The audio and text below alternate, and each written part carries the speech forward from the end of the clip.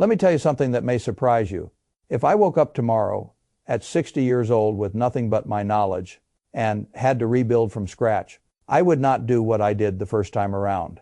I would not spend my days buried in annual reports trying to calculate intrinsic value company by company. I would not go hunting for the next Coca-Cola or the next Apple. I would do something much simpler. I would buy 4 ETFs, set the structure correctly, and let time do most of the heavy lifting. Now, I know the objection. You would say, Warren, that sounds strange coming from you. You built your whole life on picking businesses, understanding moats, and holding for a very long time. That is true, but that is exactly the point. What worked for me is not what I would recommend for most people.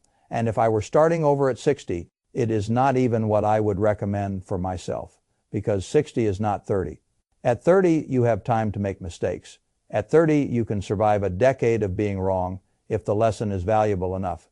At 60, the arithmetic changes. You have less time for compounding to work its full magic. You have less time to recover from a major error. You need income sooner. You need stability sooner. And you still need growth because inflation will eat you alive if the portfolio stands still. That is the first rule. At 60, the job is no longer to maximize excitement. The job is to balance growth, income, and protection without making the structure so complicated that you sabotage yourself. Most people do not understand how different that life stage really is. They carry over the same thinking that would work for a younger investor and then wonder why the results feel uncomfortable. A 30-year-old can live through a 50% decline in stocks and still have decades to recover. A 60-year-old may also have a long life ahead, maybe another 25 or 30 years. But he does not have the same luxury of emotional or financial recovery if the first few years go badly. Sequence matters more, income matters more, peace of mind matters more. I remember a man who came up to me at one of our meetings. He was in his early 60s, newly retired, had about $500,000 saved, and he wanted an honest answer, not a brochure answer. He did not want a risk tolerance questionnaire. He wanted to know what I would actually do if I were him, and the answer was simple. You need growth because retirement can last a very long time. You need income because the paycheck is gone, and you need stability because you cannot afford to watch the whole thing collapse and then spend the next decade just hoping to get back to even. That is the challenge. Most investments give you one or two of those things. Very few give you all three. Growth stocks can grow, but they usually do not pay you much along the way, and they can be violently volatile. Bonds can give you stability and some income, but if that is all you own, inflation will slowly shrink your life. Real estate can work beautifully, but it is illiquid. Management, heavy, and not always simple at the exact stage of life when simplicity becomes more valuable. So if I were starting at 60, I would build around 4 ETFs, just 4. Not because 4 is a magic number, because 4 is enough to do the job without encouraging foolish complexity. The first ETF would be a broad S&P 500 index fund. This would be the foundation, the growth engine. The long-term machine, I have said for years that for most people, a low-cost S&P 500 index fund is the best default investment they can make. I have believed that so strongly that I put a version of that instruction into my own estate plan. If it is good enough for the people I care about most, it should tell you something. Why the S&P 500? Because when you buy it, you are not making a heroic bet on one company, one manager, or one industry. You are buying 500 of the largest and most important businesses in the United States. You own Apple, Microsoft, Berkshire Hathaway, Amazon, Alphabet, Johnson & Johnson, Procter & Gamble, and many more all at once. More important than that, you own a living system. That part gets overlooked. The S&P 500 is not frozen in time. Weak companies leave, stronger companies enter, the index adapts. You do not need to be brilliant enough to identify every future winner ahead of time. The mechanism does some of that work for you. That is a great advantage. The average investor consistently overestimates his ability to pick the right stock and underestimates the power of simply owning the broad machine of American business. Over long periods, that machine has been extraordinary, roughly 10% annual returns over very long stretches. Not every year, of course. Some years it is ugly, some years it is wonderful. But the long-term tendency has been very hard to argue with. Now, if I were 60, I would not put everything into that one fund. That would be too aggressive for the life stage.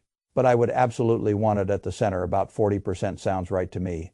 Enough that the portfolio has a serious growth engine, not so much that one market collapse destroys your ability to sleep. That is the second rule at 60. You still need growth. You just cannot build the whole house out of growth alone. Then I would add a dividend growth ETF. This is different from the broad S&P 500 fund. And the distinction matters. The S&P 500 fund is there for total return. The dividend growth ETF is there for current and rising income. That income becomes more important once the paycheck is gone. Now, I want to be very clear about what I mean by dividend growth. I do not mean blindly chasing the highest yield. That is one of the stupidest things an investor can do. High yield often means danger. The market is not stupid. If a stock yields an absurd amount, very often it is because the business underneath is under real pressure. I am not interested in that. I want companies that have proven through recessions, inflation, wars, and ordinary stupidity that they can keep paying shareholders and keep raising those payments over time. Coca-Cola has done it for decades. Johnson & Johnson has done it for decades. Procter & Gamble has done it for decades. Businesses like that have something retirees need: reliability. And more than reliability, they have inflation, fighting income. That is the magic. A bond coupon stays fixed. A good business can raise its dividend, so maybe the yield looks modest today. Fine. What matters is that 5 years from now, 10 years from now, 15 years from now, the cash coming off that portfolio may be far larger because the underlying companies kept increasing what they pay. That matters enormously when retirement could easily last 25 or 30 years. The 3% income stream today can become something much more meaningful later if the growth rate is real and the business quality is high. That is why I would dedicate about 30% of the portfolio to a dividend growth ETF. Now step back and look at what we have so far. 40% in a broad S&P 500 fund, 30% in dividend growth. That means 70% in equities. Some people will hear that and say it sounds high for 60, maybe. But life expectancy has changed the math. If you retire at 60 and live to 90, that is a 30-year investment horizon. You cannot hide entirely in low-growth assets for 30 years and expect inflation to be kind to you. It will not be kind. So I still want a large equity allocation. I just want it to be shaped intelligently. Broad growth in one bucket, rising income in another. That is very different from simply owning a random pile of stocks and calling it balanced. Then comes the third ETF. Short-term treasury bonds, not long-term bonds, not exotic bond funds, not corporate bonds chasing a little extra yield and pretending the extra risk is harmless. Short-term U.S. treasuries. Why? Because this is the stabilizer, the ballast, the part of the portfolio that is there to keep you from doing something foolish when the stock market is frightening. The great problem with long-term bonds is duration risk. When interest rates rise, long bonds can get crushed. People learned that the hard way recently. Something they thought was supposed to be safe suddenly lost a shocking amount of value because they did not fully understand what they owned. I do not like that kind of surprise for a 60-year-old short term. Treasuries are different. They mature quickly. If yields rise, the money rolls over into higher yields relatively fast. If yields fall, you still had principal stability and you did not expose yourself to the huge swings long bonds can generate. And because they are backed by the U.S. government, the credit risk is about as low as the system offers. The point of this bucket is not to get rich. The point is to give you several years of living expenses and portfolio stability that do not depend on stock prices. That way, if the stock market gets cut in half, you are not forced to sell equities at terrible prices just to fund your life. You live off the stable bucket. You let the stock side recover. That is the whole function. I would put about 20% here, enough to matter, enough to stabilize, enough to give the rest of the portfolio time to work. That is the third rule. The bond allocation is not there to excite you. It is there to keep you from becoming your own worst enemy. And then I would add one final ETF, an international dividend fund focused on developed markets. Now, I have spent most of my public life being very clear that America has been the great bet. And it has been, if you had simply bet on America for a very long time, you would have done well. I still believe that. But if I were starting at 60, I would want a modest layer of diversification outside the United States. Not a giant bet, not because I think the U.S. is doomed, because I think the future is uncertain and a 30-year retirement can contain many surprises. Developed international dividend funds give you something useful. Exposure to Europe, Japan, Australia, Canada, and other established markets, another stream of dividend income, and a hedge against the possibility that the next few decades are not identical to the last few international dividend stocks, often yield more than U.S. stocks, because valuations are lower. That makes them attractive from an income perspective. Again, not because I want to bet the farm there, I do not. But 10% of the portfolio in developed market dividend exposure seems sensible. enough to diversify, enough to add income, not enough to let foreign uncertainty dominate the structure. So there it is, 40% in a low-cost SP 500 fund, 30% in a dividend growth fund, 20% in short-term treasuries, 10% in an international dividend fund. 4 ETFs, nothing flashy, nothing mysterious. And yet together, they do the 3 jobs retirement investing must do. They grow, they pay, they protect. Now let us put numbers on it, because numbers force honesty. Suppose you are 60 with $500,000. You allocate $200,000 to the SP 500 fund, $150,000 to the dividend growth ETF, $100,000 to short-term treasuries, $50,000 to the international dividend fund. What happens in the first year? The income stream is not magical, but it is real. The SP 500 portion pays some dividends, the dividend growth fund pays more, the short-term treasuries pay interest, the international dividend fund adds another layer. In the source framework, that total current income comes out around $15,500 a year, roughly a 3.1% yield on the whole portfolio. That is not enough for everyone to live on, I understand that. But the important point is what happens next. The dividends grow, that is what people miss. If the overall dividend growth rate of the equity side is somewhere around 6% a year, then the income snowballs over time. After 5 years, perhaps it looks more like $20,700 after 10 years, around $27,700 after 15 years, roughly $37,000 after 20 years, close to $49,500. Now you are no longer talking about symbolic cash flow. You are talking about something that, combined with Social Security and maybe other sources, can support a real life, and all the while, the principal is not necessarily shrinking. In fact, if the stock side does what productive businesses have generally done over long periods, the total portfolio may still be growing. That is what makes this structure so powerful. You are not trying to spend the engine down immediately. You are trying to live increasingly off the cash the engine throws off. That is a much better psychological position than constantly cutting pieces off the portfolio. The fourth rule, retirement feels far safer when you can live off the fruit instead of chopping down the tree. Now, let us talk about withdrawals, because this is where many plans fail. In the early years, I would much rather see someone live off the portfolio income plus Social Security, plus any pension or part-time earnings, than begin selling shares casually. If more money is needed, I would draw from the bond allocation first. That is what it is for. It is the bridge, the emergency reserve, the stable bucket that lets the equities keep compounding. Too many retirees reverse that logic. They sell stocks first because the stocks are liquid. That is often exactly the wrong move when markets are down.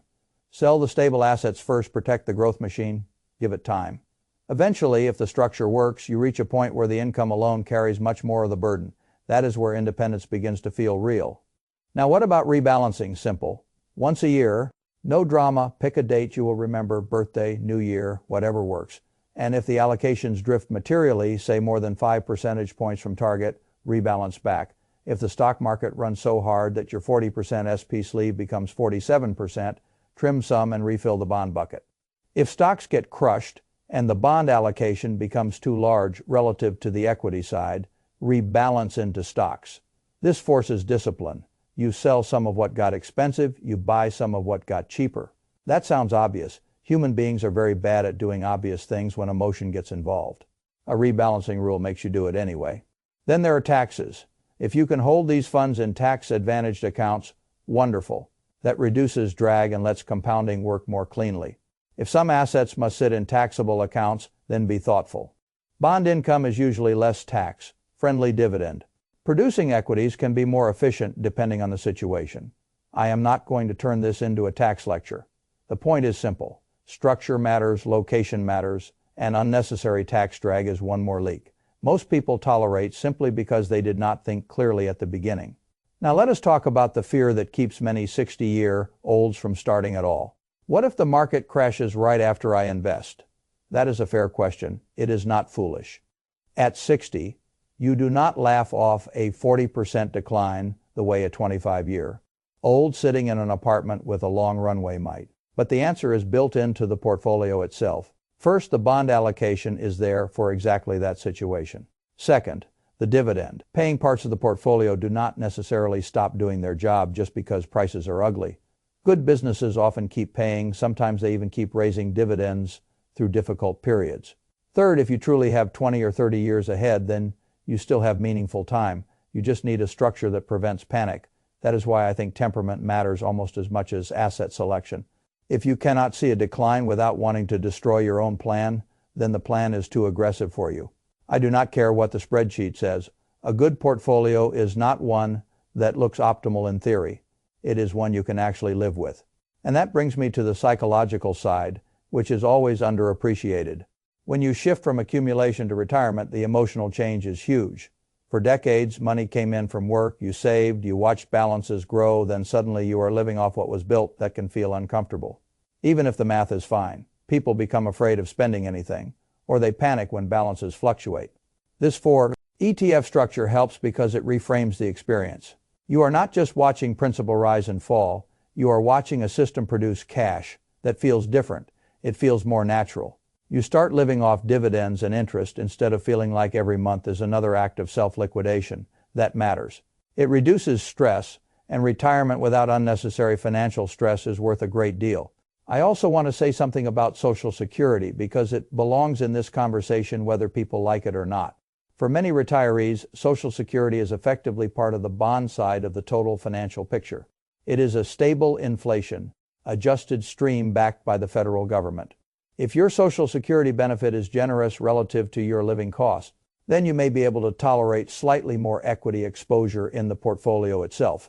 If it is modest, maybe you lean a bit more conservative, but either way you should think of it as part of the whole structure, not as something completely separate from the way you design the rest of the plan. And if you can delay claiming it sensibly, there is real value there. Each year you delay, the benefit rises materially. That is a powerful form of inflation. Adjusted lifetime income, it deserves respect. Now, let me tell you about a woman who started around 61. She had about $400,000. She was terrified of the stock market because she still had vivid memories of 2008. What she really wanted was certainty. What she needed was a structure that gave her enough certainty without silently guaranteeing that inflation would erode the rest of her life. She followed a version of this simple approach. Not perfectly. No one is perfect, but close enough.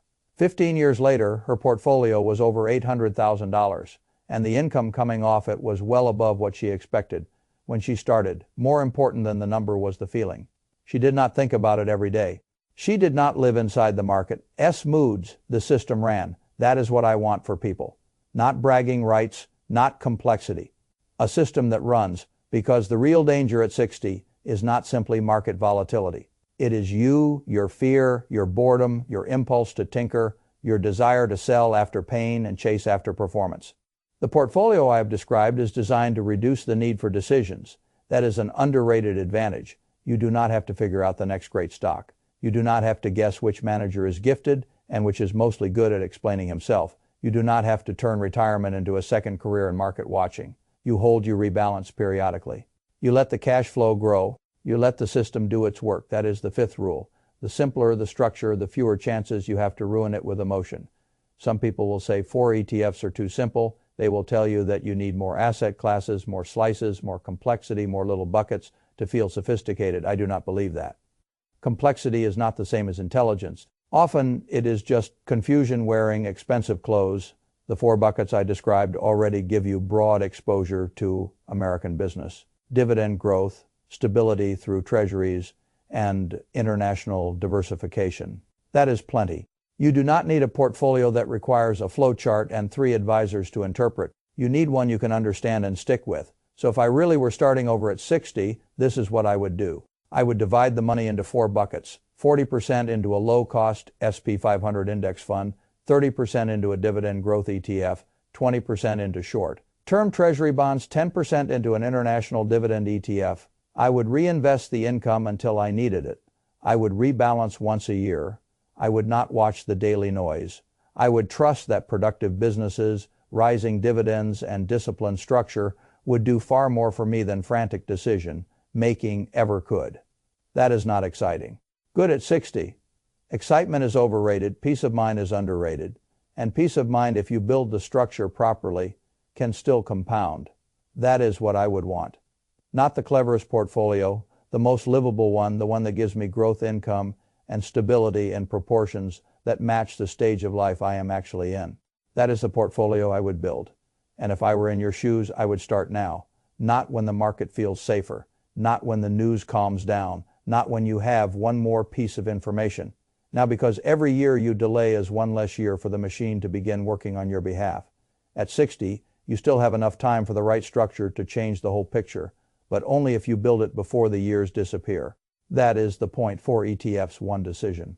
A very different retirement.